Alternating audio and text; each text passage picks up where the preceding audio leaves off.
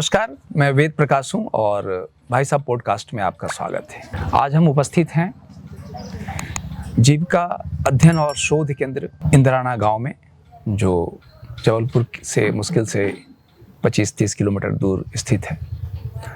और इस केंद्र को स्थापित करने वाले श्री आशीष गुप्ता जी से आज मुझे मिलने का अवसर मिला है और आज हम आशीष गुप्ता जी से बात करेंगे। नमस्कार जी। नमस्कार विद जी। इस केंद्र में पहले भी 1-2 बार आया हूँ और इसलिए भी हमेशा आपके काम में और इन गतिविधियों में हमारी रुचि रही है जी। सामान्य बात हम लोग करेंगे कुछ बिंदुओं पे जी। और उसमें से पहला बिंदु तो यही है कि जो आपके लाइफ की जर्नी रही है जी, उसमें आप आज के मापदंडों के हिसाब से आप उच्च स्तर के मैनेजमेंट कॉलेज से आपने पढ़ाई की और ये वर्तमान की जो उपलब्धि वाले जो क्षेत्र हैं जिसको समाज उपलब्धि मानता है, हाँ, जिसमें संग्रह और अपने आप को सबसे ऊपर साबित करने का आग्रह है कि सबसे तेज, सबसे पहले, सबसे आगे कौन, हाँ, सबसे अधिक संग्रह कौन करता है और व्यक्तिवादी जो चीज़ें समाज में ऊपर चढ़ते हुए बड़े बड़े नाम, बड़े बड़े देशों के नाम स्थापित हो रहे हैं, उससे इतर आपने अपने जड़ों और अपने मूल्यों के लिए और एक अलग तरह का आपने अचानक अपने जीवन में बदलाव को चुना। ये कैसे और क्या हुआ? देखिए, ये बदलाव अचानक तो नहीं रहा है, लंबा समय लगा उसमें भी। और जैसे आप बोल ही रहे थे कि जो दुनिया जहाँ सब लोग भाग रहे उसी दुनिया में मैं भी था, तो उनकी आदतें छुड़ाना इतना आसान नहीं होता है। तो वो चीज़ें धीरे धीरे धीरे करते ही आई। मैं जैसे होता है कि मैं इरमा से पढ़ाई किया हुआ है, फिर उसके बाद 2-3 साल मैंने उड़ीसा में काम किया। दूसरी नौकरी मेरी वर्ल्ड बैंक के तहत आदिलाबाद में थी, ये तेलंगाना का क्षेत्र है, तो वहाँ ये जॉब थी। और उस जॉब के दौरान मेरा परिचय श्री रविंद्र शर्मा जी से हुआ, जिनको सभी लोग गुरुजी के नाम से जानते हैं। अब तो वो हमारे बीच में नहीं रहे। और वो परिचय सामान्य परिचय जैसे होता है। मैं उस समय जिला का बड़ा अधिकारी था, शीर्षस्थ 4-5 लोगों के मैं गिनती होती थी उस जिले में। तो उनसे सामान्य परिचय के तहत कि हाँ, जिले के जो प्रमुख लोग हैं उनसे परिचय होना है, तो उस प्रक्रिया के तहत उनसे परिचय हुआ। लेकिन वो परिचय धीरे धीरे कब पारिवारिक हो गया, कब वो गुरु शिष्य में बदल गया, पता ही नहीं चला। तो वो फॉन्डली गुरुजी कहलाते थे, लेकिन उन्होंने अपने नाम को भी पूरा सार्थक किया। तो वो समाज व्यवस्था की काफ़ी लंबी चौड़ी बात किया करते थे, समाज व्यवस्था हमारी कैसी थी, और जो दृष्टिकोण था वो बड़ा गजब का दृष्टिकोण था उनका। तो उस दृष्टिकोण को समझते देखते फिर हमारे जो पुराने बचपन के अनुभव थे, बचपन में जो हमने समाज अपना देखा हुआ था, बहुत सारे सौभाग्य से बहुत सारे इलाकों में मुझे काम करने का मौका मिला, छत्तीसगढ़ में, उड़ीसा में, तेलंगाना में। उन अनुभवों के साथ जब उसको कोरिलेट किया तो समझ में आया कि हम पता नहीं एक बहुत ही अजीब सी दुनिया में रह रहे हैं। और जो भारत जिस देश को हम जानते आए हैं, जिसको देखने की पद्धतियाँ रही हैं, तरीके रहे हैं, वो दृष्टि एकदम गायब हो गई। तो जब दृष्टि पता चली तो फिर लगा कि यहाँ पे फसावट है। हम लोग जिस वर्तमान उसमें जो जिसमें दुनिया भागती जा रही है उसी में थे, तो उसमें लगा कि यार ये तो फंसे हुए हैं, जबकि करने कराने वाले काम तो कुछ और दूसरे ही समझ में आ रहे हैं। तो वो काम हमको जब समझ में आया तो धीरे धीरे चूँकि वो है कि ओल्ड हैबिट्स डाई हार्ड वाला जो मामला होता है, तो काफ़ी समय तक एक तरह से रहने का इस सब का था। तो 2014-15 में हमने ये ज़मीन यहाँ पे खरीदी। तो ज़मीन के पीछे भी काफ़ी लंबा समय लगा। ज़मीन खरीदने के बाद फिर 2017 में हम लोग यहाँ वास्तु शांति करके प्रवेश किया। तो तब से हम लोग फिर यहाँ रह रहे हैं। तो जो मूवमेंट रहा है, गुरुजी से मेरी मुलाकात हुई 2002 में, और जो डिसीजन ज़मीन खरीदने का डिसीजन तो पहले का था, लेकिन ज़मीन खरीदना जो हो पाया 2014 में। तो इसको हम अचानक उस दृष्टि से नहीं कहेंगे। तो धीरे धीरे माइंड मेकअप, अपने को मानसिक रूप से बदलना और तैयार करने वाली जो बात है। और फिर उसके बाद हम लोग यहाँ पे आए। तो वो जो अचानक ना होके धीरे धीरे रहा है। और फिर लेकिन उस पूरे प्रोसेस में भी लर्निंग होती रही है। उस गुरुजी से बातचीत होती रही काम के सिलसिले में। फिर 2014 में जब ज़मीन खरीदी और उसके बाद जब यहाँ 17 में रहने शिफ्ट होना चालू किया, तो उसके बाद भी कंटिन्यूस लर्निंग चल रही है कि गांव में के बारे में जानना और खुद रहना बहुत जमीन आसमान का अंतर होता है। तो बहुत सारी चीजें क्या है, जानकारी के लेवल पे तो पता होती हैं, लेकिन उसका आत्मसात नहीं हो पाती है। भागीदारी करने पे वास्तव में उसके बहुत करीब हम जा पाते हैं। अब जानते सब हैं भैया कि ये करने से मोक्ष होता है, इससे ये होता है, उससे वो होता है, लेकिन कितने लोग ऐसे जी पाते हैं? मरे बिना मोक्ष मिलता बिल्कुल नहीं कहते हैं। जी जी जी। तो वो जो चीज है कि मरे बिना स्वर्ग मिलता नहीं है, तो आपको मरना तो पड़ता है, और तभी जाके उस चीज का इंटरलाइजेशन होता है कि जो चीजें हम लोग बात कर रहे हैं, ये चीज हो रही है, जिस दृष्टि में हम लोग जा रहे हैं, वो कितना एक्चुअल में कितना डीप है। अदरवाइज जो नॉलेज बहुत शैलो होकर रह जाता है। तो ऐसा है। ये जीविका केंद्र की अभी कौन कौन सी गतिविधियां हैं जी, जिससे आम लोग जुड़ सकते हैं और उसका लाभ उठा सकते हैं? देखिए, जीविका आश्रम की जो सबसे मूल अवधारणा है, वो तो जो हमारे रविंद्र शर्मा जी हैं, वो बहुत बढ़िया एक उपमा देते हैं। पुराणों में एक बढ़िया कहानी आती है कि प्रलय आने वाली थी। तो जब ऋषियों को पता चला कि प्रलय आने वाली है, तो उन्होंने जल्दी जल्दी सारी चीज़ों का बीज इकट्ठा किया और एक नाव में चढ़कर बैठ गए। जब प्रलय आई तो धरती डूब गई, क्योंकि वो जल प्रलय थी तो धरती डूब गई। लेकिन ये नाव दिव्य नाव थी, और ये नाव में उन्होंने सारी चीज़ों का बीज जितने वृष्टि में जो होता था उसका संग्रह करके रखा हुआ था। तो ये बीजों को बचा के रखने की पद्धति उन्होंने रखी वहाँ पे। और जब ये प्रलय शांत हुई तो उन्हीं बीजों से फिर से सृष्टि की जिसमें हम रहते हैं, ऐसा उसमें जिक्र आता है। तो रविंद्र शर्मा जी का कहना है कि आज भी एक प्रलय आई हुई है, विकास के नाम की, डेवलपमेंट के नाम की, बाजार का आधुनिकता के नाम की, बाजार के नाम की, पाश्चात्य विज्ञान के नाम की। ये जो प्रलय है, इसमें हमारा कुछ बचेगा नहीं। भारतीय ज्ञान, भारतीय विज्ञान, भारतीय सभ्यता, संस्कृति, परंपराएं, रीति रिवाज, व्यवस्थाएं, ये सारा का सारा इसमें नष्ट हो जाएगा। तो ये नष्ट हो उसके पहले हम इसको बीज रूप में कम से कम संग्रहित कर लें। तो जीविका आश्रम एक प्रयास है उन सारी चीज़ों का, जो हमारी व्यवस्थाओं के बीज हैं, उनको हम कहीं पे संग्रहित कर सकें, एक छोटे रूप में ही सही, एक छोटी सी नाव में। तो जीविका आश्रम में उस तरह की नाव की कोशिश है जहां हमारी व्यवस्थाओं के बीच भारतीय दृष्टि से देखे हुए, आज देखने वाले बहुत सारी दृष्टियां हैं, आप कौन किस दृष्टि से देख रहे हैं, ये बड़ा महत्व का होता है। यदि आपको अपनी चीज़ों को देखना है तो हमारी दृष्टि भी अपनी ही होगी, और तभी जाके हम उस चीज़ को देख पाएंगे, समझ पाएंगे। अन्यथा तो देखने की दृष्टि यदि आपकी दूषित है, अलग प्रभाव से है, तमोगुणी है, रजोगुणी है, सतोगुणी है, उससे बहुत फर्क पड़ता है। तो ये दृष्टियाँ बहुत महत्व है। तो जीविका आश्रम में प्रमुख उद्देश्य तो ये है कि हम अपनी व्यवस्थाओं के बीज संग्रह का काम कर रहे हैं। अब ये बीज जो है बहुत तरह के हैं। व्यवस्था हमारी कोई छोटी मोटी तो चीज़ नहीं, बहुत बड़ी चीज़ों का समुच्चय है। गुरुजी जो बात किया करते थे कि हमारी व्यवस्थाओं में 4-5 प्रमुख स्तंभ हैं। पहला तो है कि हर सारी चीज़ के पीछे विज्ञान है, हर सारी चीज़ के पीछे विज्ञान है। आप कोई भी चीज़ पहन रहे हैं, कुर्ता पहनना है, कपड़े पहनना है, खाना पहनना है, बैठने का ढंग, उठने का ढंग, खाने पीने का ढंग, रहन सहन का ढंग, हर सारी, आप तिलक लगाना है, नहीं लगाना है, आभूषण पहनना है, तो एक तो वैज्ञानिक कारण है। बट हमारे यहाँ केवल विज्ञान पे ही लाके लोग नहीं रुके हुए। विज्ञान तो एक है, विज्ञान से आगे की भी चीज़ें हैं। तो जो आज हम जो देख रहे हैं भारतीय, उसके नाम पे भी जो ज़्यादा से ज़्यादा काम हो रहा है केवल विज्ञान के ऊपर में रह जा रहा है। यार ये इस ढंग से काम करो तो ये होगा, इस ढंग तिलक क्यों लगाने, क्योंकि वैज्ञानिक है।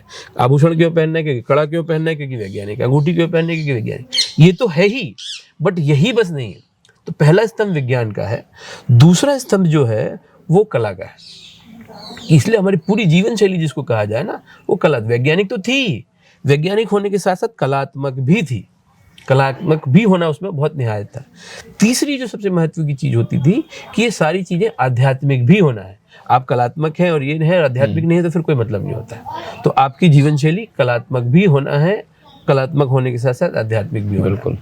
और चौथा जो सबसे बड़ा चीज़ था कि इन सारी तीनों चीज़ों को सुनिश्चित करने के लिए जो हमारा अर्थशास्त्र होना चाहिए, अर्थव्यवस्था होनी चाहिए, वो सामाजिक अर्थव्यवस्था हो। सामाजिक अर्थशास्त्र, असामाजिक अर्थशास्त्र नहीं। आज हम पूरा देख रहे हैं समाज की मतलब अर्थव्यवस्था के असामाजिक होते ही सब जगह लाभ के बदले लोभ की बात चल रही है, लूट की बात चल रही है, ये सारी चीज़ें हावी होती चल रही हैं और सामाजिकता पूरी तरह से गायब हो रही है। सारा कुछ व्यक्तिवादिता के ऊपर में आके आ जा रहा है। तो जो हमारा अर्थशास्त्र था ये सामाजिक अर्थशास्त्र था। तो ये चार चीज़ें बड़ी महत्व की होती हैं जीविका आश्रम में। जब हम बात कर रहे हैं व्यवस्थाओं के संग्रह की, तो चार ये स्तंभ है हर सारी चीज़ में। आप यदि खाना है, मान लिया आपको कैसे खाना चाहिए, तो उसकी प्रिस्क्राइब्ड विधि है, उसमें आपको वैज्ञानिकता भी मिलेगी, कलात्मकता भी दिखेगी, आध्यात्मिकता भी मिलेगी, अर्थशास्त्र भी मिलेगा। आप मान लीजिए कृषि करना है, तो कृषि में अभी हम खाली जैसे विज्ञान के ऊपर बस मात्र सीमित होकर रह जा रहे हैं। उसमें वैज्ञानिकता भी है, उसमें कलात्मकता भी है, उसमें आध्यात्मिकता भी है और उसमें अर्थशास्त्र भी। इसलिए हमारे अनाज बेचना पाप माना जाता था, ये अर्थशास्त्र का मूल था। आज हम देख रहे हैं कि भले ही हम वैज्ञानिक मतलब भारतीय कृषि के नाम पे हम बहुत सारे प्रयोग कर रहे हैं, ऑर्गेनिक फार्मिंग है, जैविक कृषि है, ऋषि खेती है, प्राकृतिक खेती है, आवर्तनशील खेती है, आप नाम जीरो बजट फार्मिंग है, आप नाम लीजिए, इतने सारे वेरिएंट्स हैं खेती के। लेकिन हर सारी जगहों पे हम उत्पादों को नॉर्मल प्राइस क्या उसको प्रीमियम पे बेचने की बात कर रहे हैं, उसी बाजार का हिस्सा उसी बाजार का हिस्सा बन रहे हैं। तो जो उस दृष्टि से हमारी व्यवस्थाओं को देखना कि क्या व्यवस्थाएं थी जहां अन्न बेचना पाप होता था। आज से 10-20 साल पहले तक भी बहुत सारे लोग, हमारे मित्र हरियाणा के हैं, मित्र हैं, वो बोलते हैं, अभी पिछली वर्कशॉप में एक लड़की आई थी, अनुप्रिया नाम की थी, तो वो बता रही थी कि भाई साहब हमारे पास तो अभी 1-2 साल पहले तक भी जो मठा वगैरह होता था वो बिकता नहीं था, दूध दही तो बिकता ही नहीं था, मतलब और 10 साल पहले जाए तो दूध दही नहीं बिकता था, बिल्कुल। तो ये अनाज, दूध, दही, मठा, अब आज हम लाइवलीहुड का हिस्सा है, अब इसमें लाइवलीहुड सबसे ज्यादा क्रिएट हो रहा है अब। तो ये दृष्टि बदलने मात्र से देखिए क्या हो जाता है। हाँ, ये दृष्टि जो है वास्तव में ये पूरा का एक बहुत समृद्ध फिलॉसफी का हिस्सा रहा है, जिसमें समग्र रूप से चीजों को देखने वाली बात रही है हमारे भारतीय पद्धति में। जी बिल्कुल, बिल्कुल। और जो पश्चिम आयातित चीजें हैं वो एकांगी दृष्टि से अलग अलग कंपार्टमेंट्स में देखते हैं। हाँ, कैटेगरी से क्रिएट कर लिया। हाँ, कैटेगरी अलग है। अब अभी होते हैं ना, हमारे यहाँ बहुत सारे लोग आते हैं, बोलते हैं कि भैया हम 2 घंटे अध्यात्म के लिए निकालते हैं, मतलब बाकी 24 घंटे जो हम में से 2 घंटे अपने, बाकी 22 घंटे अनाध्यात्म में रहते हैं आप। या बोलते हैं कि 2 घंटे हम पर्यावरण के, सप्ताह में 1 दिन हम पर्यावरण के लिए 2 घंटे देते हैं, तो बाकी दिन क्या करते हैं, पर्यावरण को नुकसान करते हैं, नुकसान में लगे रहते विरोधी है। हैं। तो ये पूरी तरह से इस तरह से 2 घंटे में संगीत के लिए निकालता हूँ। अरे आपका जीवन संगीत में होना चाहिए, आपका जीवन आध्यात्मिक होना चाहिए, आपका जीवन वैज्ञानिक होना चाहिए, पर्यावरण संकलन आपकी जीवन शैली का हिस्सा होना चाहिए। ये दृष्टि का जो आप बात कर रहे हैं, कैटेगरीज में देखना, तो हम छोटी छोटी कैटेगरीज में निकाल के, कंपार्टमेंट्स में निकाल के देखते हैं, और उस हिसाब से पूरा का पूरा मामला ही अलग हो जाता है। और यही सारा कुछ हो रहा है। आज हम जितने प्रयास कर रहे हैं वैकल्पिक जीवन शैली के नाम पे, अल्टरनेटिव लाइफस्टाइल पे भी जो हम प्रयोग कर रहे हैं, ये एकांगी है, या तो वो वैज्ञानिक है, या तो वो कलात्मक है, या तो पर्यावरण अकेले पे है। ये सारी चीजों को देखने वाली नहीं है। प्रकृति प्रेम में सामाजिकता तो दूर दूर तक उसमें कहीं नहीं दिखती है। सारे जो नए नए प्रयोग है, पर्माकल्चर एक नया प्रयोग आया। पर्माकल्चर मतलब क्या है, अब पूरी तरह से सेल्फ सफिशिएंट एक इंडिविजुअल हाउस होल्ड हो। हाँ, वो भी सामाजिकता नहीं, वही व्यक्तिवादी सोच ही है। अब गुरुजी यही बात बोलते हैं ना कि ये स्वावलंबन ठीक है, अच्छी बात है, लेकिन स्वावलंबन कैसा, सामाजिक स्वावलंबन या असामाजिक स्वावलंबन? ये तो पूरी तरह से असामाजिक स्वावलंबन वाली बात है। मैं 2 एकड़ जमीन में अपना वहाँ पे जितनी जरूरत की चीजें उगाऊंगा, खेती होगी, गाय होगी, ये होगा, और सेल्फ सफिशिएंट होगा। बट ये सामाजिक स्वावलंबन नहीं है, ये तो असामाजिक स्वावलंबन है। यदि हुआ भी एट द मोस्ट स्वावलंबन, एक तो हो नहीं पाएगा। हमारे यहाँ ये यूनिट जो थी स्वावलंबन की, वो गाँव थी। गांव के स्तर पे स्वावलंबी गांव, और गांव ही, ऐसा नहीं कि गांव के बाद फिर शहर भी स्वावलंबी, ये भी बिल्कुल नहीं। हमारी जो पूरी भारतीय पद्धति रही है वो गांव आधारित ही रही है। गांव ही सबसे, क्यों, और ये हजारों वर्षों से, लाखों वर्षों रही, क्योंकि प्रकृति के साथ, प्रकृति के सही दोहन करते हुए आप जीवन शैली जीना है तो गांव जैसी परिस्थिति में ही संभव है। ये हमको समझना होगा देर सवेर। हम जो डेवलपमेंट करके गांव को शहर बनाते चल रहे हैं, इनसे कुछ नहीं होने वाला। ये हम पूरा अमेरिका और दूसरे वाले मॉडल वो स्केल के ट्रैप में हम उलझ गए हैं कि शहर हो, फिर बड़ा शहर हो, फिर महानगर हो, बिल्कुल, हाँ, और उसमें व्यवस्थाएं ऐसी हो, फिर ये हो, और फिर जीवन उसमें गौण होता चला जाए। जी। तो ये जो पूरा समग्रता का सोच है, बड़ी इंपॉर्टेंट सोच है। उसको सोचे बिना यदि हम लोग कुछ करते हैं तो ये जो दृष्टि है, ये समग्रता वाली दृष्टि, उस पर कौन कौन सी चीजें हैं, किस तरह उसमें सामाजिकता, अर्थशास्त्र, ये सारी चीजें कितने इंपॉर्टेंट की हैं, इनको यदि हम नहीं समझ पाएंगे तो ये पूरा अधूरा का चिंतन रहेगा, और यही होगा, फिर ये लॉन्ग लास्टिंग नहीं होने वाली है। तो यहाँ हम जो आश्रम में जो गतिविधियों की जो आप बात कर रहे थे, इस दृष्टि से हमारी सारी गतिविधियां संचालित होती हैं कि एक तो हम बीज संकलन व्यवस्थाओं के बीच तो वृहत डॉक्यूमेंटेशन का एक काम है। और बीज की जब हम बात करें तो हमारे संस्कृति का बहुत सारा पहलू है। जी। हाँ, उसमें कलागत बातें भी है, बिल्कुल। सामाजिक आर्थिक भी है, और जो कौशल से जुड़ी सारी चीजें, जी, उन सभी के बीज की बात कर रहे हैं। ये सिर्फ इसीलिए हम लोग यहाँ पे, हाँ, इसीलिए क्या है, देखिए आजकल क्या हुआ है, सौभाग्य से दुर्भाग्य से, जो हम अभी थोड़ा देर पहले अपना चर्चा भी कर रहे थे कि दृष्टि गलत होने के कारण हम अपने उसको समझ ही नहीं पाए, अपने सोसाइटी को ही नहीं समझ पाए। आज हम सब सर्वमान्य है कि भारत एक कृषि प्रधान देश है।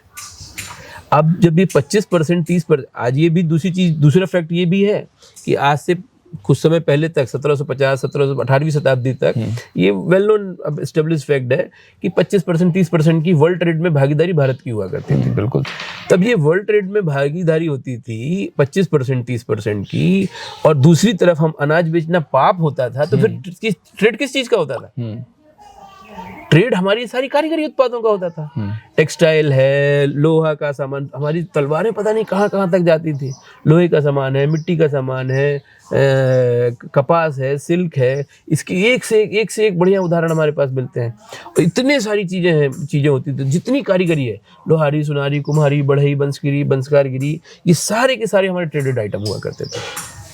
जब इसका हमने इग्नोर किया तो आज हमको पता ही नहीं है कि आज जितनी सरकार की योजनाएं बन रही है, या तो बड़े उद्योगों के लिए बन रही हैं या फिर कृषि के लिए। अभी ये एक बारिंग, ये अभी जो प्रधानमंत्री कारीगर कौशल योजना आई, अदरवाइज कोई नहीं। जबकि हमारी यदि हम व्यवस्था की बात कर रहे हैं तो कारीगरी प्रधान व्यवस्था, कारीगरी आधारित जीवन शैली, ये हम यदि इंक्लूड करते हैं तो उद्योग, उस दृष्टि से हम पूरा देखना शुरू करते हैं तो भारत एक उद्योग प्रधान देश नहीं जाता है। हाँ, बड़े कारखाने उद्योग जब आने लगे, और हमारे यहाँ परंपरा थी कि हर घर एक उत्पादन की इकाई थी। हाँ, और उसके कारण जो स्वतंत्रता थी उस घर की, कि अपने परिवार के किसी काम काज, त्योहार, रीति रिवाज में हम अपने उत्पादन को उस दिन बंद कर सकते हैं, हमें किसी से छुट्टी लेने की आवश्यकता नहीं, मजदूर का कॉन्सेप्ट नहीं था। और जब मजदूर नहीं था तो बड़े उद्योगों और पूंजीपति व्यवस्था में जो मजदूरों का शोषण हो रहा है वो भी नहीं था। बिल्कुल, एग्जैक्टली।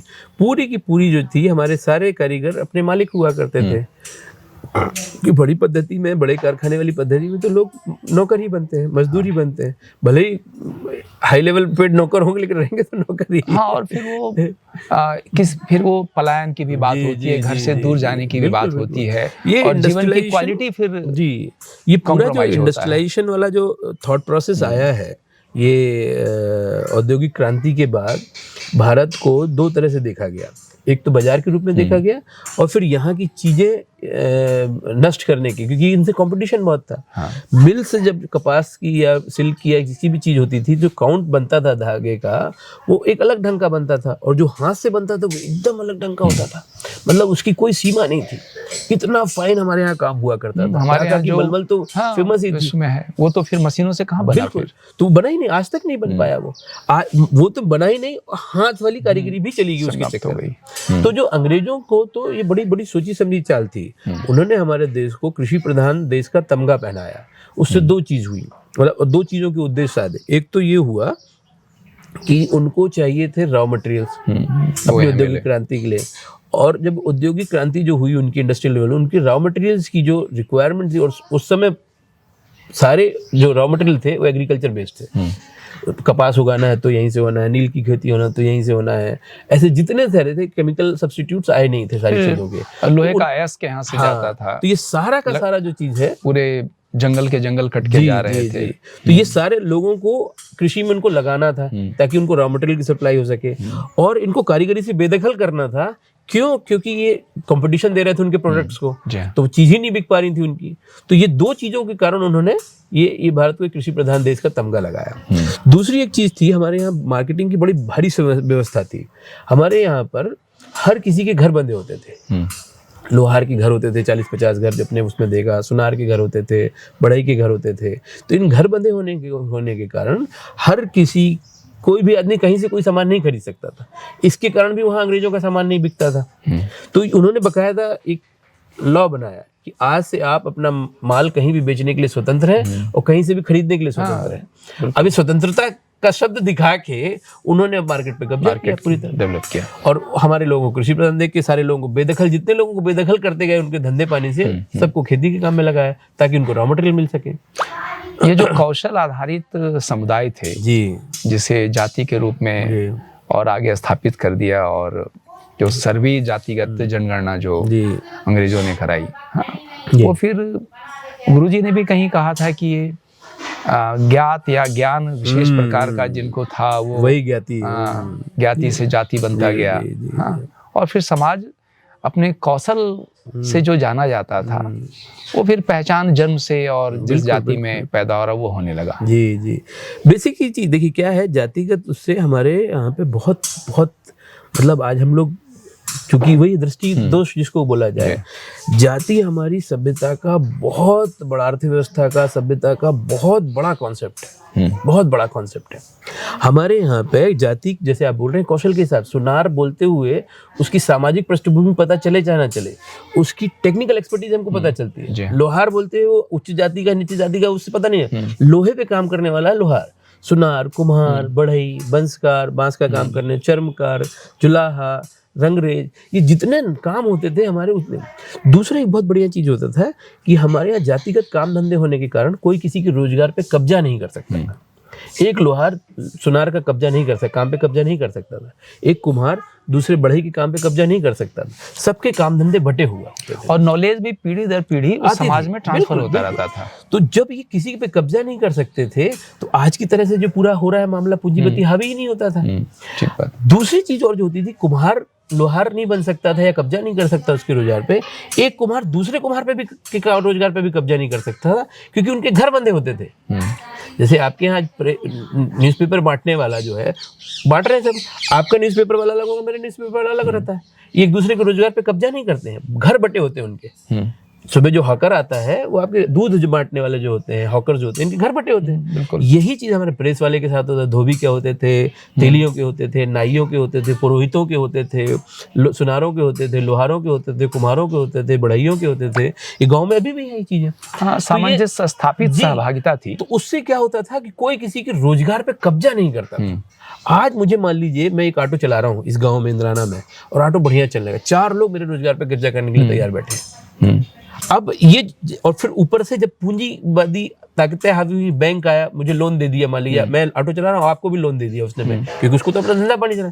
इतने छोटे से मार्केट में 4 ऑटो वाले 10 ऑटो वाले हो जाएंगे, क्या होगा? तो ये जो पूरा जो जातिगत काम धंधे बटे होने के कारण और घर बटे होने के कारण हमारे यहाँ आर्थिक असमानता कभी नहीं आई। हर सारी, कोई अंबानी नहीं बन गया और कोई वो नहीं बन गया।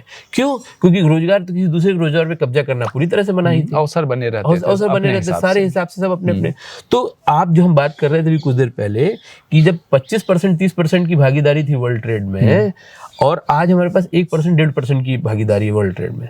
जब 1% 1.5% की भागीदारी, तो हमारे पास कितने सारे टाटा, बिरला, विप्रो वाले, अजीम जी, अंबानी, अडानी, और you name it and there, and we are not saying only single Adani.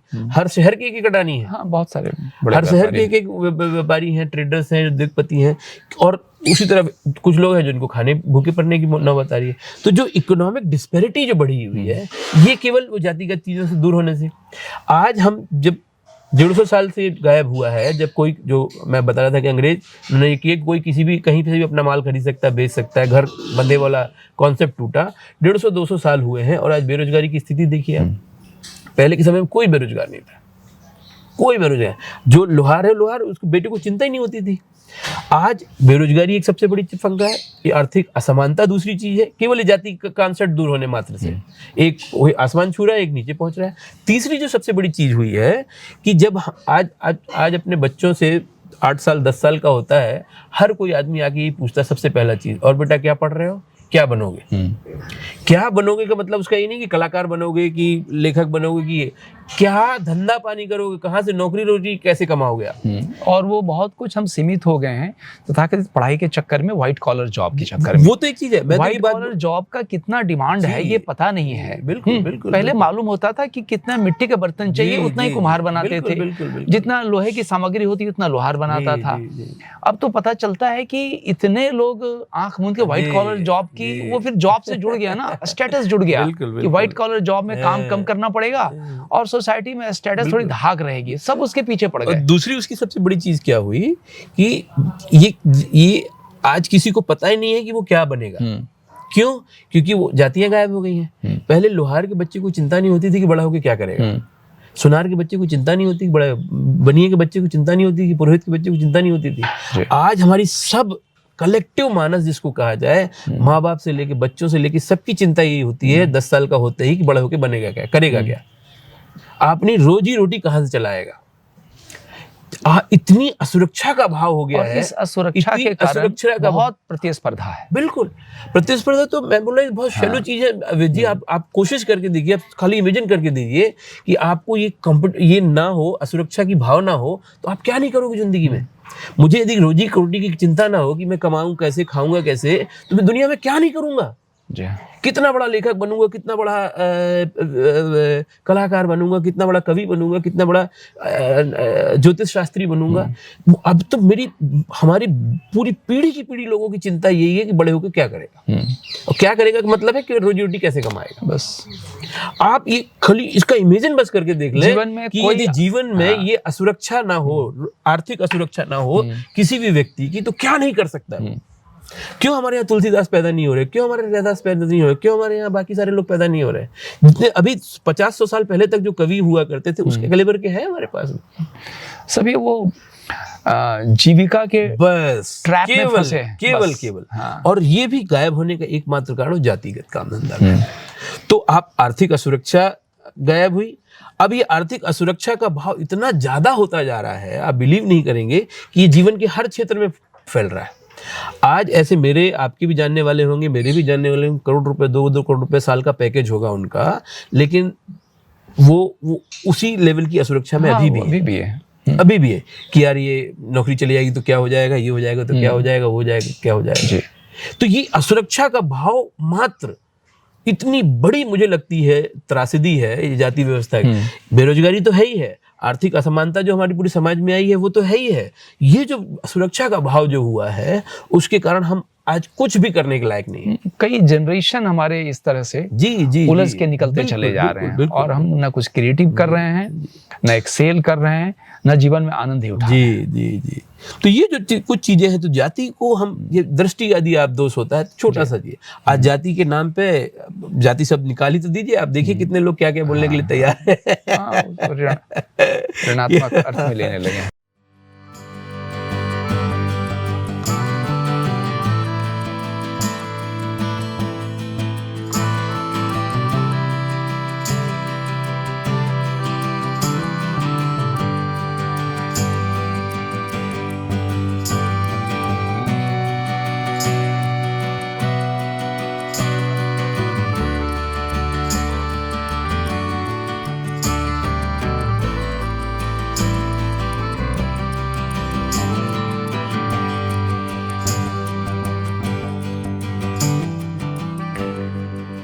विज्ञान आधारित जो अभी हम विकास की बात या जीवन पद्धति की बात करते हैं, उसमें उत्पादन, उत्पादकता, स्केल की बात है, संग्रह की बात है, पूंजीवादी बड़े होने की बात है जी। हमारी जो भारतीय पद्धति, परंपराएं और सामाजिक आर्थिक जो रीतियां नीतियां रही हैं, उसमें क्या विशेष रूप से सस्टेनेबिलिटी पे जोर रहा है, या वो सायास नहीं रहा है, लेकिन क्या वो स्वतः सस्टेनेबल रहा है? देखिए, आज सबसे बड़ा जो कहा जाए कॉन्सेप्ट सस्टेनेबिलिटी के ऊपर में आ रहा है। सस्टेनेबिलिटी के 3-4 एस्पेक्ट्स हैं। एक तो है फाइनेंशियल सस्टेनेबिलिटी, इन्वायरमेंटल सस्टेनेबिलिटी, फिर इंस्टीट्यूशनल सस्टेनेबिलिटी, कि इंस्टीट्यूशन है वो कितना सस्टेन हो रही है, क्या हो रही है। तो डिफरेंट एस्पेक्ट, बट लार्जली जो डेवलपमेंट पैराडाइम में जो बात आ रही है वो इन्वायरमेंटल सस्टेनेबिलिटी के ऊपर आजकल ज़्यादा बात हो रही है। हमारे यहाँ ऐसा, देखिए हमारे यहाँ यदि आप देखें भारत की चीज़ों में, टेक्निकल एडवांसमेंट आज सबको पता है कितना था। चाहते तो वो लोग भी बहुत सारी चीज़ें बना सकते थे। जो आदमी इतने बड़े बड़े मंदिर बना सकता है, गांव में इतनी छोटी झोपड़ी में रहने की क्या जरूरत थी उसको। और ये जरूरी नहीं, ये नहीं है कि कहीं और, मतलब केवल कुछ लोग ही झोपड़ी में रह रहे हो, सारे लोग झोपड़ी में रहते थे।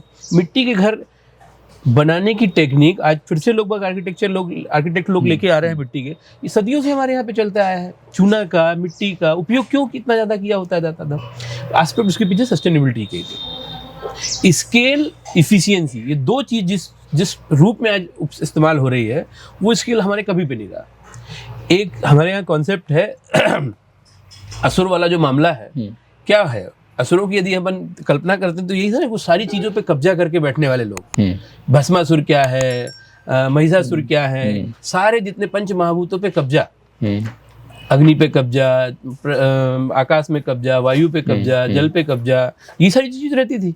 और इसीलिए जब बढ़िया जो हमारी पूरी पुराणों में कहानियां आती हैं कि ये फला ने फला असुर को मारा, तो उसके बाद नदियां अपने मार्ग में प्रवाहित हो चली, यज्ञों में अग्नि प्रज्वलित हो चुकी, मंद शीतल वायु बहने लगी, सुगंधित मंद शीतल वायु बहने लगी, आकाश से पूरा वो छा गया, मतलब फिर से खिल उठे।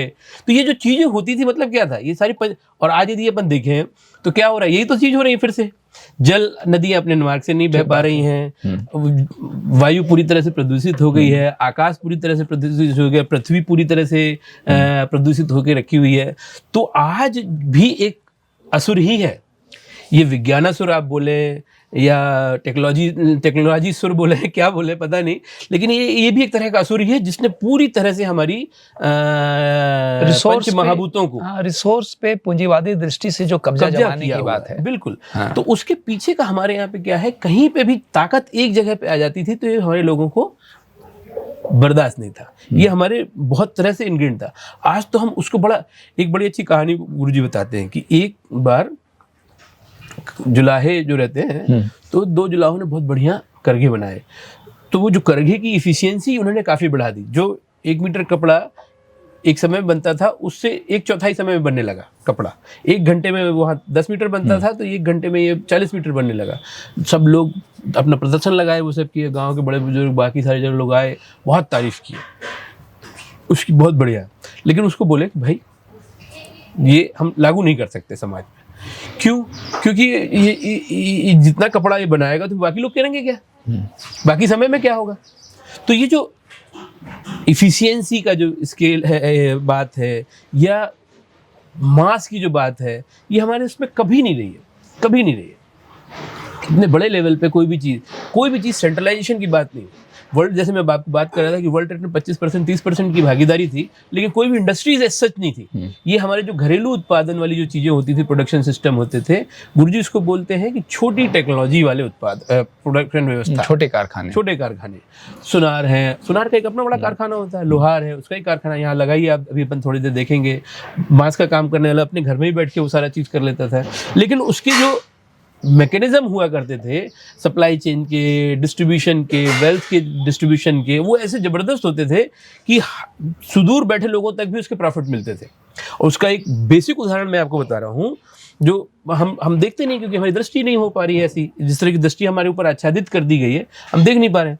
हम कहीं भी चले जाएं, आज से 5-10 साल पहले वाली फोटो उठा लें, मतलब मैं जो यंग लोग हैं उनकी लिए बोल रहा हूँ, आप जैसे लोग, मेरे जैसे लोग जिन्होंने आदिवासियों को देखा है, किसी भी क्षेत्र के आदिवासी इलाके में चले जाइए आप, हर आदिवासी महिला की उसमें कम से कम 5-7 किलो चांदी रहा करती थी। जी, नहीं विश्वास है तो फोटोग्राफ्स, ओरिजिनल फोटोग्राफ्स देख ले, म्यूजियम्स में, किताबों में, इसमें हर जगह पे पाव किलो, 1-1 किलो की यहाँ पे हसली रहेगी, बाजूबंद कमर के रहेंगे, कमर बोल रहा हूँ, इधर के अकलाइयों के रहेंगे, बाजूबंद रहेंगे, कमर के रहेंगे, बाकायदा पैरों के पांजोल होंगे। तो इतने सारी चीजें होती थी, 5-7 किलो चांदी होती थी। अब भारत में कहीं चांदी तो आई नहीं है, भारत में तो कोई खदान भी नहीं चांदी की, बाहर से आती थी। और सारा चीज जब अनाज बेचना पाप माना जा रहा है, और हमने कहीं दूसरी जगह से लूट लाट के भी नहीं लाए हैं, जैसे दूसरे देश हमारे यहाँ से लूट के लेके गए हैं। इतिहास गवाह है कि हम लोग कहीं जाके तो लूटे नहीं। एग्जैक्टली। तो ये जो चांदी जो पूरी की पूरी आई है, वो हमारे व्यापार के माध्यम से आई है। अब आई तो ठीक है, लेकिन किसी अंबानी के पास नहीं गई, वो किसी अडानी के पास नहीं गई, किसी टाटा के पास नहीं गई, बिरला, वो कहाँ तक गई? सुदूर आदिवासी, जिनको हम लोग आज के समय मॉडर्न इसमें बोल रहे हैं मार्जिनलाइज्ड हैं, जो तो 100 साल पहले तो और ज्यादा होना चाहिए, उनके पास तक पहुंची। अब हम हमारी वही जो मैं बोल रहा हूँ, दृष्टि दोष इतना भयानक है कि हमको देख के भी नहीं दिखता है ये चीज। ये लॉजिकल हम लोग कंक्लूजन पे ही नहीं निकल पाते। तो वो क्या पद्धतियां रही होंगी, क्या मैकेनिज्म होते रहे होंगे कि जहाँ प्रोडक्शन सिस्टम तो इतना कम था, उसके बावजूद हम वर्ल्ड ट्रेड में 25% की योगदान कर रहे हैं, 30% का कर रहे हैं। फिर हमारे पास में डिस्ट्रीब्यूशन मैकेनिज्म कैसा था कि खाली 1, 2, 4, 10 लोगों के पास नहीं होकर केंद्रित होकर वहां पहुंच रही थी। आज हम थोड़ा सा कोऑपरेटिव मॉडल बना लेते हैं और अपने आप को बड़ा भारी गुणगान कर लेते हैं कि नहीं, लोगों के बेनिफिट के लिए ये कर रहे हैं, वो कर रहे हैं, ये चीज हो रहा है। और ये बिना कोऑपरेटिव के भी किस तरह से कैसा चल रहा था, उसको देखने की चीज है। सर, ये समानता का जो एक नैरेटिव लगातार चलाया गया, जिसको बहुत बड़ा वैल्यू दिया गया कि तो प्रकृति में और जीवन में ये एक बड़ा आकर्षक लगता है जी। इक्वलिटी का प्रिंसिपल, जी। लेकिन इक्वलिटी वास्तव में होता नहीं है। हाँ, जी। जो और गुरुजी ने भी कहीं कहा था कि उचित रीत काम का होना चाहिए। जी, जी। समान डिस्ट्रीब्यूशन की बात नहीं, बल्कि उचित डिस्ट्रीब्यूशन है क्या, बिल्कुल, बिल्कुल। इस तरह की बात वो करते थे। जी जी जी बिल्कुल।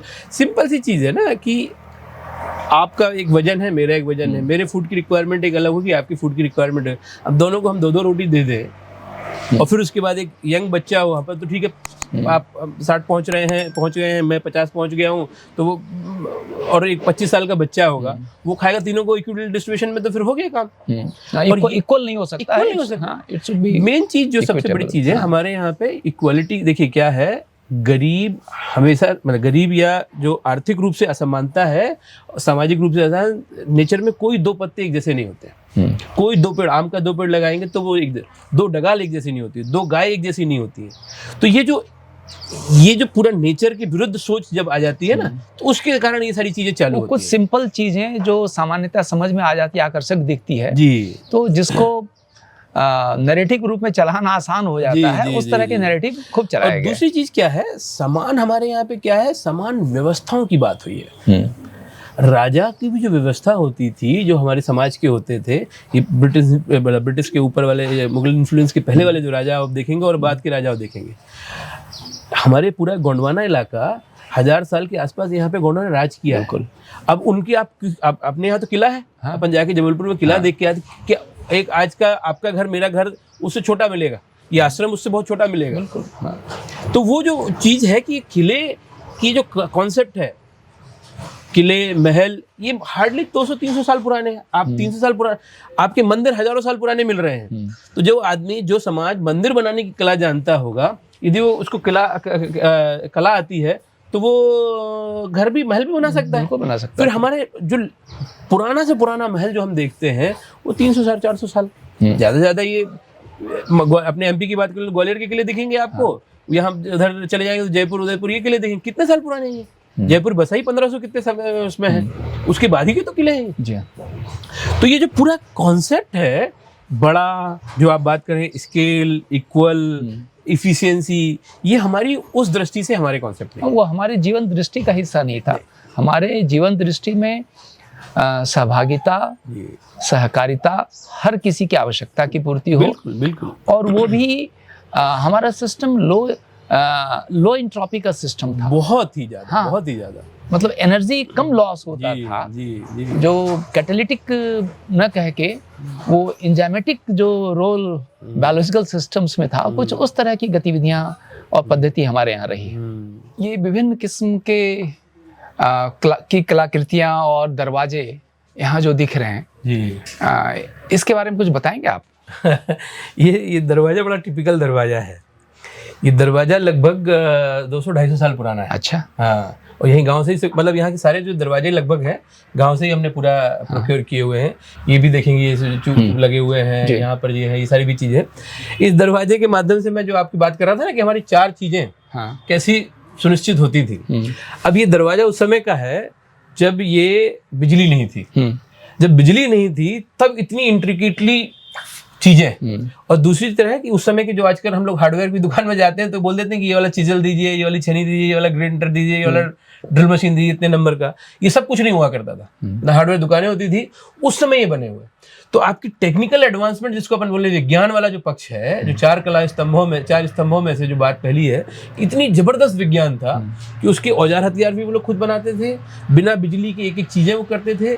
तो जो कौशल पर से वो जबरदस्त, पहली चीज।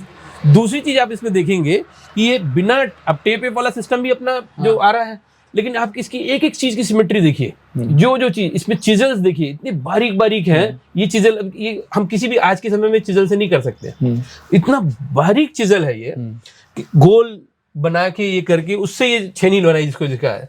तो एस्थेटिक सेंस, दूसरी जो कला वाला चीज है कि हम कितना करके भी आज हम ये कला सेंस नहीं ला सकते हैं। गणेश की प्रतिमा देखिए कितनी बढ़िया शानदार लग रही है, छोटी सी चीजों ने कितना बढ़िया इकोनोग्राफी उन्होंने ली हुई है, एक एक चीज, तो इतनी कलात्मकता। तीसरी चीज जो मैं बात कर रहा था आपको कि जब ये काम कर रहा है आदमी, तो अपने आप बिना आध्यात्मिक हुए ये काम नहीं हो सकता। और ये काम करते करते ध्यान हम लोग जो बोल रहे हैं आजकल, ये योगा फोगा और जो सारा चीज है ये शहरी लोगों के लिए हो गया है। जो कि कारीगर हमारे हैं, काम करते ही बिना ध्यान के कुछ कर ही नहीं सकता। ये यदि उसका काम में ध्यान ना हो तो इतनी सफाई है, इतना ये सारा चीज इतनी एस्थेटिकली आ ही नहीं सकता। तो आध्यात्मिकता वाला पहलू उसमें कवर है। और चौथा सबसे महत्वपूर्ण पहलू है कि आज ये काम करने जाएं यदि, तो कम से कम उसको 2 महीने 3 महीने खाली बनाने में लगेगा। ये जितना छोटा छोटा बारीक काम है, बिना इलेक्ट्रिसिटी का, बिना औजार हथियार का, 2-3 महीने का यदि वो बना रहा है तो कुछ ना भी दे यदि मान लो यदि कारीगर को, तो खाना तो खिलाएगा वो, फ्री में तो करने वाला नहीं। अब 2-3 महीने के खाने के हिसाब से आप उसकी कॉस्टिंग आप वर्कआउट कीजिए कितनी होगी, और फिर जो मजदूरी होगी। और ये जो दरवाजे हैं हर घर में हुआ करते थे। हम आप जितने सारे देख रहे हैं, अभी मैं दिखाऊंगा, यदि आप कैंपस में शूट करेंगे भाई साहब, इतने सारे दरवाजे हमने प्रोक्योर किए हैं, सब यही कैंपस से निकले, मतलब ये गांव से ही निकले, इंदिरा तो नगर ये से। संपन्नता की भी निशानी है। हाँ, ये अर्थशास्त्र की निशानी है। हाँ। कि इतनी जबरदस्त अर्थशास्त्र हुआ करता था कि हर कोई अफोर्ड कर सकता था।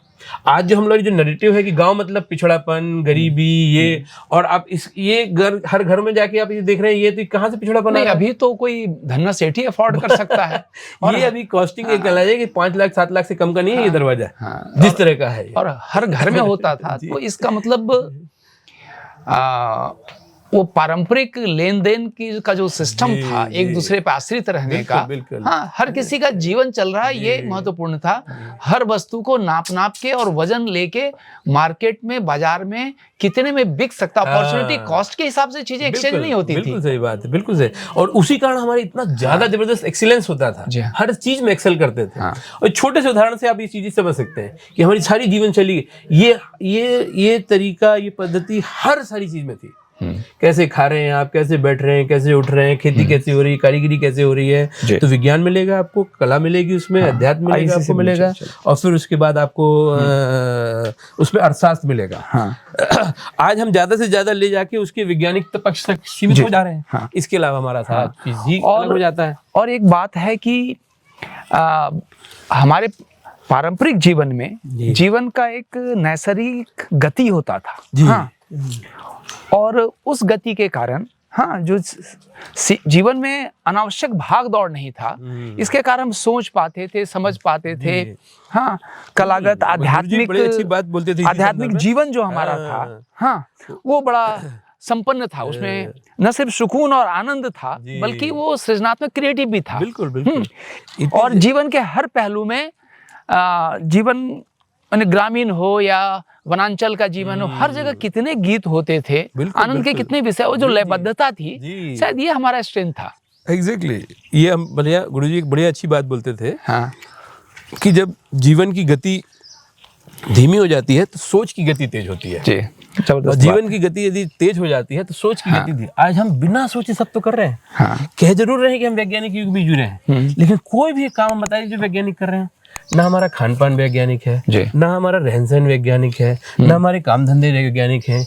कोई भी तरह का उसमें कोई तार्किकता नहीं दिखती। कुछ भी अड्डम गड्डम सड्डम सब खा रहे हैं हम लोग, कैसे भी घरों में रह रहे हैं, कैसे भी कपड़े पहन रहे हैं, कैसी भी हमारी जीवनचर्या है, दिनचर्या है, सही वैज्ञानिकता नहीं। सही अर्थों में क्वालिटी ऑफ लाइफ जो है हमारा पीछे गया है। हाँ, और जो संपन्नता की बात करें, मैं तो कहता हूँ जो वैरायटी ऑफ ग्रेन्स पहले हम खाते थे, वैरायटी ऑफ पल्सेस खाते थे, हाँ, वो तो सब कम हो गया। एक बस चावल गेहूं खाओ और अरहर की दाल खाओ और मरो।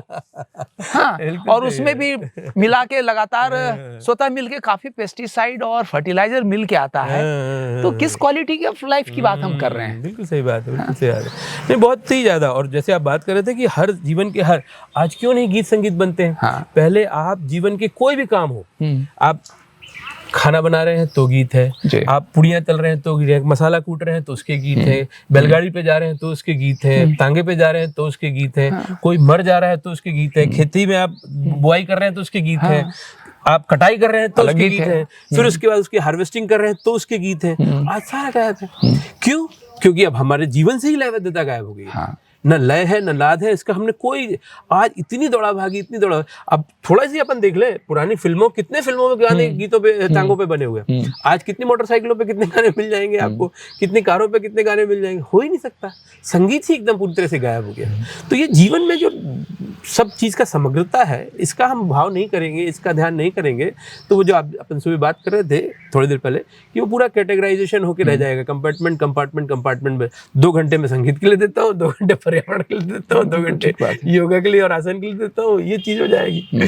तो ये जो पूरा सोचने का तरीका, देखने का तरीका, उसको हमको देखना पड़ेगा। हाँ, वो जीवन समग्र की जगह टुकड़ामय हो गया है। बिल्कुल बिल्कुल। और सभी के तंतु और तार हाँ कहीं ना कहीं पूंजीवादी और बाजार की संस्कृति से जुड़े हुए हैं। जी जी हाँ, जी। तो हम बहुत बेबस अगर हो गए हैं, तो इसको तोड़ के फिर अपनी वास्तविकता, अपने जड़ों को समझने की आवश्यकता है। और ये बात आप लोग के माध्यम से बहुत सारे लोगों तक जो पहुंचाने की बात शुरू हुई है, तो आपके वर्कशॉप के माध्यम से हो या आप लोगों के बातचीत करने के माध्यम से हो।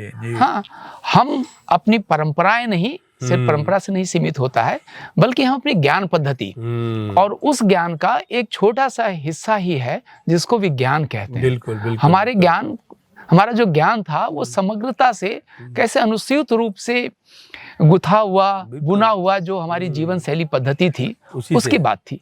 नहीं, इसमें एक बढ़िया सी चीज मैं ऐड कर रहा हूँ कि देखिए 3 चीजें होती हैं। एक तो होता है ज्ञान जी, दूसरा होता है विज्ञान, और तीसरा होता है प्रज्ञान जी।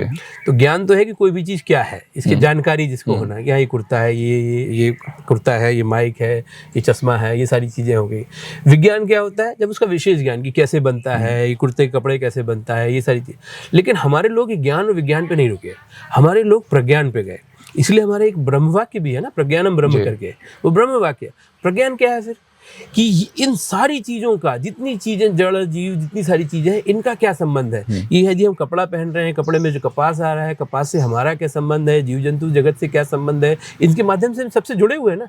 तो जब आप इसमें घुसते हो, ये पूरा ब्रह्ममय क्या चीज है, ये जगत क्या है, तो आप फिर प्रज्ञान में जाते हो और तो हमारी फिर हमारा अध्यात्म पहुंच जाता है। जी जी। तो ये जो चीज रही है, हम लोग आज पूरी दुनिया ज्यादा से ज्यादा विज्ञान मतलब थोड़ा सा टेक्निक में विज्ञान तक जाके सीमित हो रही है, प्रज्ञान की कभी बात ही नहीं हो पा रही है। तो ये जो पूरा है कि क्या पर्यावरण के साथ संबंध क्या है, प्रकृति के साथ संबंध क्या है, कारीगरों के साथ संबंध क्या है, जीव जंतुओं के साथ क्या संबंध है, हमारी पूरी प्रकृति में हम कैसे ये सब चीजों से जुड़े हुए हैं, ये जब आप उसमें जाते हैं तो ये पूरा प्रज्ञानम होता है। तो ये जो दृष्टि का दोष मैं बार बार जो आके आ रहा हूँ, और दूसरा उसका पहलू है व्यवस्थाएं। एक तो दृष्टि दोष है, दूसरी यदि हम व्यवस्थाएं, जैसे अब रावण की व्यवस्था में यदि विभीषण को रहना है, तो एक हद तक उसकी दृष्टि ठीक है, लेकिन एक हद तक ही रह पाएगा ना वो। तो व्यवस्थाएं आप जब तक नहीं बदलेंगे तो भी गड़बड़ है जी। तो व्यवस्थाएं दूसरी चीज है कि आप व्यवस्थाएं कैसी हैं, रावण की व्यवस्था में रह रहे हैं, या दृष्टि अच्छी होने के बावजूद भी, या उल्टा भी कि भाई अपनी व्यवस्था बहुत अच्छी है लेकिन कोई कपटी आदमी उसमें आ गया तो वो कैसे रह पाएगा। तो इसलिए हमको दूसरा पक्ष जो है, और उसी के बीज संग्रह की जो बात बन कर रहे हैं, तो ये दूसरा अपना आश्रम का जो ऑब्जेक्टिव दृष्टि दोष, हम अपनी दृष्टि को समझें। एक बहुत बढ़िया उदाहरण बताता, 2 मतलब दृष्टि के संबंध में बढ़िया चीज़ बताता हूँ मैं आपको। अभी राम भरत मिलाप के बारे में तो अपन सब जानते हैं, बढ़िया कहानी है अच्छी सी कि राम जी वनवास को निकल गए, तो भरत जी उनके पीछे लेवाने के लिए क्या है कि नहीं हम आपको नहीं जाने देंगे, आप चलेंगे। और वहाँ पे चित्रकूट के घाट पे वहाँ पर उनकी मुलाकात हुई। तो अभी देखने वाले यदि दृष्टि आपकी अलग अलग हो तो कैसे कैसे देख सकते हैं। एक देखता है कि भाई ये भरत जी तो बड़े होशियार निकले, बड़े चालू निकले, कहने के लिए तो राजपाट किया नहीं, खड़ाऊ रखी वहाँ पे, लेकिन राज पूरा किया। नाम भर खड़ाऊ का रखा, राज तो उन्हें छूटा नहीं, राज तो उन्हें पूरा किया। दूसरी दृष्टि ये देखती है कि यार ये रामचंद्र जी तो बड़े होशियार निकले, बड़े चालू निकले, कहने के लिए राज नहीं किया, वनवास को निकल गए, लेकिन खड़ाऊ रख के भी अपना उस पर कब्जा नहीं छोड़ा, खड़ाऊ वहीं पे रखी। और एक देखता है कि क्या प्रेम है दोनों के बीच में, क्या त्याग है दोनों के बीच में, कितनी एक दूसरे के प्रति मर्यादा है, कितना एक दूसरे का प्रेम भाव है। तो आप क्या दृष्टि से देखते हैं, ये बहुत महत्वपूर्ण है, बहुत महत्वपूर्ण है। तो ये दृष्टि हमारे, और मतलब एक ये तो एक जेनरिक हुआ। मैं एक और सटीक उदाहरण देता हूँ आपको। क्या हुआ कि ये हमारे यहाँ पे परंपरा है कि जब किसी की शादी ब्याह होती है ना, तो सबसे पहले जो होती है चाक की पूजा, कुम्हार के घर पे जाके उसकी चाक की पूजा की जाती है, और वहाँ से मिट्टी लाई जाती है। उस मिट्टी से ही जो चूल्हे बनते हैं उससे फिर वो शुभ कार्य के खाना पाना भोजन पानी सब बनता है। तो ये जो मुख्य विवाह है उसके 15-20 दिन पहले तक होती थी परंपरा, मागर माटी कहलाती इस इलाके में।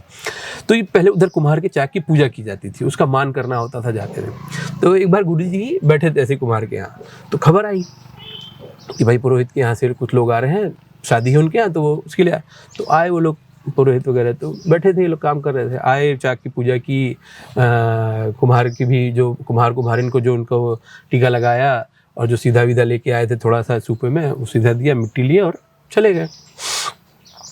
थोड़ी देर बाद सूचना आई कि भाई दोपहर में, मतलब सुबह बैठे हैं, दोपहर में चर्मकार परिवार से आई कि वो कुम्हार की पूजा के लिए आने वाले हैं, चाक पूजा के लिए, उनके यहाँ भी विवाह था।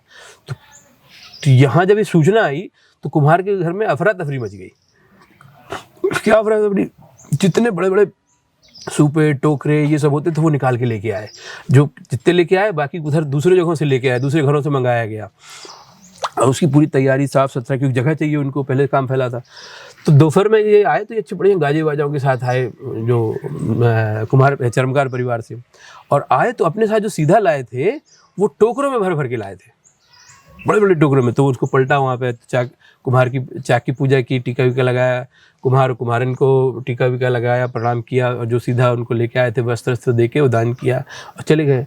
तो ये देखते रह गए, गुरुजी बोलते हैं मैं देखता रह गया, बचपन तो नहीं, मतलब जवानी के समय की बात थी। तो फिर जब चले गए तो पूछा उससे, कुम्हार से, थोड़े बुजुर्ग थे, ये क्या है? उससे वो तो बहुत, उसने तो बहुत कम दिया और उसने तो बहुत ज़्यादा दिया। तो वो क्या बोलता है कि पुरोहित तो जो है ये तो खुद भिक्षा मांग के जीता है, वो दे दिया यही बड़ी चीज है, नहीं भी देता तो भी बढ़िया था, वो तो खुद भिक्षा पे जी रहा है, वो क्या हमको देगा करके। लेकिन चर्मकार तो राजा है, उनके पास क्या कमी है, उसका अपने धन है, उसके पास धन है। और वो फिर बताता है आगे कि चर्मकार जो होते हैं कारीगरों में, एक समय, फिर नैरेटिव की बात है, फिर दृष्टि की बात है, एक समय में चर्मकार कारीगरों में बहुत संपन्न माने जाते थे। क्यों माने जाते थे? क्योंकि चर्मकार का जो चमड़ा होता था, आज तो सारी जगह जो प्लास्टिक लग रही है और फाइबर लग रहे हैं, वो काम चर्मकार का चमड़ा करता था। जितनी जब बड़ी बड़ी रस्सियां बननी हैं, जो पानी में रखने वाली चीज, बड़े तेल रखने की जो बड़े बड़े जो पात्र होते थे वो पूरे चमड़े के बनते थे। वो मस्कें होती थी, वो पानी ले जाने की लाने की, वो चमड़े की बनती थी। छागल बड़ी वाली होती थी, वो बनती थी। लोहार की धौकनी बनती थी, सभी लोहार वाली की नहीं, धोबी को भी चाहिए, लोहार को भी चाहिए, सुनार को भी चाहिए, कुम्हार को भी चाहिए। मसक बाजा बनता था, फिर वो पानी डालने वाला, बिल्कुल बिल्कुल, वो रहट में जो लगता था वो पूरा होता था। फिर जितनी रस्सियां मस्सिया टाइप की चीजें होती थी, चर्मकार ये नाई को उस तरह अपना करना है तो वो भी इसी में करना है। खेत में हल में जो बांधने की जो होती थी वो उसकी होती थी। तो ये इसका डिमांड बहुत ज्यादा था, इसके सामान का, चर्मकार का। लेकिन हमारे यहाँ ये कसाई खाने तो थे नहीं, मरे हुए जानवरों का ही चमड़ा निकाला जाता था, जानवर को मार के चमड़ा नहीं निकाला जाता था। आज जैसे हो रहा है ऐसा नहीं होता, जो जानवर नेचुरल डेथ मिलती तो मटेरियल आपका स्कार्स है और डिमांड इतनी ज्यादा है, तो इनकी डिमांड बहुत होती थी। इसके कारण इनको कभी, मतलब बड़े राजा टाइप के माने जाते थे, इनको कभी धन की कोई कमी नहीं होती थी। सप्लाई मतलब बहुत लंबा वेटिंग रहती थी इनके साथ काम करें, तो डिमांड सप्लाई का पूरा खेल है। उस चक्कर में राजा थे ये चर्मकार। और आज हम चर्मकार मतलब क्या समझते हैं, देख रहे हैं आप। तो ये तो वो लोग हैं, इनके पास ये नहीं देंगे तो कौन देगा, वो बोलता है कुम्हार।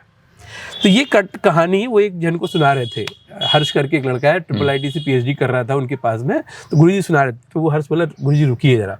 तो वो गया ऊपर, उसके पास एक किताब रखी हुई थी जजमानी व्यवस्था के ऊपर में, तो वो लेके आया। तो बोला कि देखिए गुरुजी, ठीक इसी तरह का जिक्र इसमें है, और इसमें नीचे वाला कोट क्या लिख रहा है, जैसे कुम्हार ने अपना नीचे कोट बताया ना कि यार इससे क्या लेंगे, ये तो राजा है। तो ये उसका कोट ये बोल रहा है, उसका वर्जन ये बोल रहा है, उसकी दृष्टि ये बोल रही है कि भारत में बहुत शोषण है। जिस काम के लिए पुरोहित से इतना सा धन लिया जाता है, उसी काम के लिए चर्मकार से इतना सारा धन वसूला जाता है।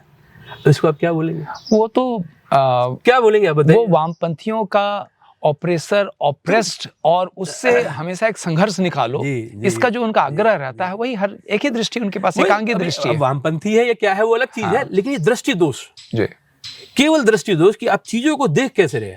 आप ये देख रहे हो कि वो राम भरत का मिलाप है, या भरत का चालूपना देख रहे हो, या राम का होशियारपना देख रहे हो, ये आपको देखने की दृष्टि है। ये आपकी दृष्टि यदि एक तरह की होती है तो आप एक तरह से देखोगे, दृष्टि दूसरी तरह की दूसरी तरह से देखोगे। और यही सब हमारे साथ में लगभग सारी चीजों में हो रहा है। लगभग। तो दृष्टि शोधन एक बहुत बड़ा काम है, और उस दृष्टि के हिसाब से व्यवस्था निर्माण जो कहा जाए, ये एक दूसरा काम है। ये असली चुनौती है। तो ये दो काम जो है, ये करने वाले मुझे तो समझ में आते हैं कि ये किए जाने चाहिए, ये होने चाहिए। जितने ज़्यादा से ज़्यादा लोग इसमें आए, दृष्टि का शोधन बहुत ज़रूरी है। जिस तरह की दृष्टि हमारे अंदर पनप गई है, हो गई है, जिस तरह की हम सोचने लगे हैं, चीज़ों को देखने लगे हैं, उसमें शोधन बहुत ज़्यादा जरूरी है। जीविका आश्रम के लिए बहुत साधुवाद, जी। आपके प्रयासों के लिए बहुत साधुवाद। धन्यवाद, आपने मौका दिया अपनी बातें कुछ रखने के लिए। मैं तो अपना ये जीविका आश्रम पूरी तरह से व्यक्तिगत और पारिवारिक इनिशिएटिव है। बहुत गहराई और समर्पण से आप लोग जो कर रहे हैं, यह बहुत दूर तक की बात जाएगी, इस बात का पूरा भरोसा है। आपका बहुत बहुत धन्यवाद। धन्यवाद जी। भाई साहब, पॉडकास्ट में आने के लिए आप लोग का बहुत बहुत धन्यवाद। कृपया हमारे चैनल को लाइक, सब्सक्राइब करते रहें। आभार।